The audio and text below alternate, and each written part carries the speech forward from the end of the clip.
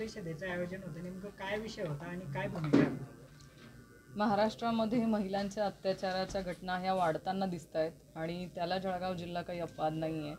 आम्ही कायम म्हणतोय की महिला अत्याचाराच्या घटना ह्या वाढत असताना महाराष्ट्र सरकारने त्याच्यावर योग्य ती कारवाई करणं अपेक्षित असतं.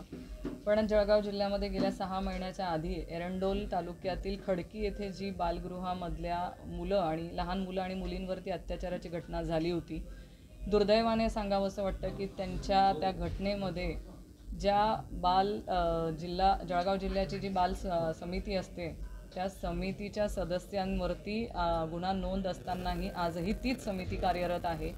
म्हणजे त्यांची चौकशी करत असताना ज्या लहान मुलींवरती अत्याचार झालेला होता त्याच लहान मुलींची चौकशी झाली, त्यांचे स्टेटमेंट्स आले, त्यांनी त्यांच्या स्टेटमेंट्समध्ये हे नोंदवलं आहे की 4 महिने आधीच ह्या जळगावच्या बाल समितीला हे सगळी घटना त्यांनी वारंवार सांगितली, पण हा कुठेतरी विषय दाबण्याचा प्रयत्न त्या समितीमार्फत झाला. त्या समितीने 4 महिने या मुलींवरती अत्याचाराची घटना शांत आणि बंद डोळ्यांनी ती बघितली आणि ती होत असताना म्हणजे जर त्यांनी लवकर कारवाई केली असती किंवा लवकर हे निदर्शनात आणलं असतं तर 4 महिन्याचा जो त्यांना त्रास झाला लहान मुलांना आणि मुलींना तो झाला नसता. 4 महिन्यानंतर हा सगळा प्रकार उघडकीस आला. त्याच्यानंतर ह्या समितीच्या सगळ्या अध्यक्ष असतील आणि 2 सदस्य या तिघांवरती गुन्हा नोंद झाला. आजही त्या सगळ्या घटनेची चौकशी चालू आहे आणि हे जे समितीचे सदस्य आहेत हे आजही तिथे त्यांना बाल सुधारगृहामध्ये जाऊन भेटतात, त्यांना त्या बाबतीमध्ये प्रश्न विचारू शकतात, त्याच बाबतीमधले सगळे डॉक्युमेंट ही लोक घरी घेऊन जातात. ॲक्च्युली तुम्ही लहान मुलांच्या आणि पोक्सो कायद्याअंतर्गत जे काय घटना घडलेली असेल त्याचं कुठलाही कागदपत्र हा तुम्ही घरी घेऊन जाऊ शकत नाही, तो कायद्याने गुन्हा असतो.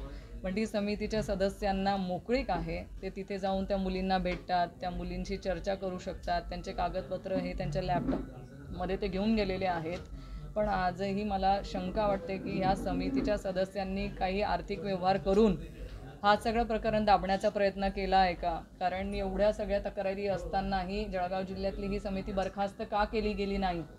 आणि जेव्हा कलेक्टर महोदयांना मी विचारलं तेव्हा त्यांनी असं सांगितलं की हे वरिष्ठांकडनं आलेला आहे, हा विषय आता माझ्याकडे राहिलेला नाही. मग वरिष्ठ कोण? आज आपल्या जळगाव जिल्ह्यामध्ये 3 मंत्री आहेत.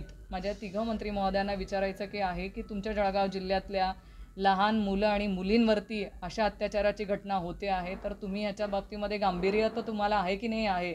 6 महिने झाले आज त्या मुली न्यायाच्या प्रतीक्षेत आहेत. त्यांना न्याय मिळणं तर दूर, पण ज्या समितीने त्यांना कायम या लहान मुलींनी ज्या समितीकडे त्यांच्याकडनं अपेक्षा केली होती की तुम्ही आमच्या पाठीशी उभं राहावं, त्यांच्या हलगर्जीपणामुळे 4 महिने त्यांना ज्या त्रासातनं, ज्या नरकासारख्या त्रासातनं जावं लागलं, त्या त्रासातनं वाचवण्यासाठी तर तुम्ही पुढे येऊ शकला नाहीत, पण त्या समितीला बरखास्त करून तरी त्यांना न्याय देण्याचा या 3 मंत्री महोदयांनी प्रयत्न करावा अशी माझी विनंती आहे. नाहीतर मला असंच वाटेल की काहीतरी आर्थिक व्यवहार झालेला आहे आणि तुम्ही ह्या समितीला पाठीशी घालण्याचं काम करता आहात आणि तुमचं लहान मुलं मुली किंवा महिलांच्यावरती जे अत्याचार होत आहेत त्याला पाठबळ आहे. समितीच्या 6 जणांविरुद्ध गुन्हा दाखल झाला. त्याच्यानंतर शासनाची जी समिती होती तिने या समितीच्या सदस्यांवर कारवाई करण्याचा प्रस्ताव सुद्धा शासनाकडे दिलेला आहे, म्हणजे तरी सुद्धा कारवाई होत नाही. समितीचे 6 जण नाही आहेत, ते समितीच्या 3 जणांवरती गुन्हा नोंद केला आहे. त्याच्यानंतर जो रेपिस्ट आहे आणि त्याची घरातले लोक यांच्यावरती तो गुन्हा नोंद आहे. या समितीच्या 3च सदस्यांवरती गुन्हा नोंद आहे, जे 2 बाकीचे आहेत त्यांच्यावरती हा गुन्हा नोंद झालेला नाही आहे. या 3 लोकांवरती पोक्सोच्या अंतर्गत गुन्हा नोंद आहे.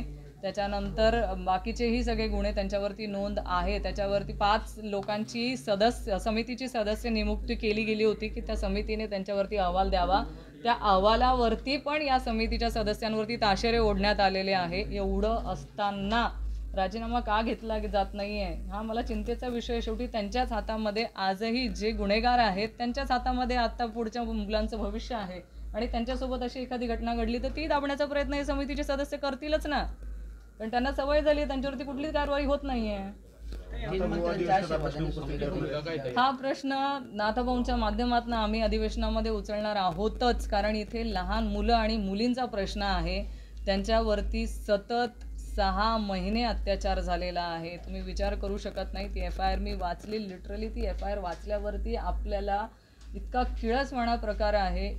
त्यांच्या मानसिकतेचा मी विचार करू शकत नाही की त्या मुलांना बिचाऱ्यांना कुठल्या त्रासातनं जायला लागलं असेल ह्या सगळ्या प्रकारात. पण जो प्रकार घडला तो खरंच वाईटच आहे आणि त्याच्यावरती सरकार म्हणून लवकरात लवकर कारवाई करणं अपेक्षित आहे. नाहीतर बेटी बचाओ बेटी पढाओ हे फक्त तुम्ही नावासाठीच म्हणतात आणि फक्त मतदानासाठीचे तुमची ही गाजरं दाखवण्याचं काम आहे, एवढंच मी म्हणेल. 3 मंत्री असताना पण या प्रकरणामध्ये या 3 मंत्र्यांकडून कुठला तरी हस्तक्षेप झाला असेल असं वाटतं का तुम्हाला? हस्तक्षेप झालेला आहे, कुणाकडनं ते मला सांगता येणार नाही. पण वरिष्ठांकडनं हस्तक्षेप झाल्याशिवाय यांना एवढं प्रोटेक्शन मिळणं अशक्य आहे. सरकारमधूनच कोणीतरी प्रोटेक्शन दिलेलं आहे, म्हणूनच समितीवरती एवढा पोक्सो अंतर्गत गुन्हे नोंद असतानाही कारवाई होत नाही. म्हणजे प्रोटेक्शनशिवाय ते शक्य नाही. Hello guys, please like, comment and subscribe our channel.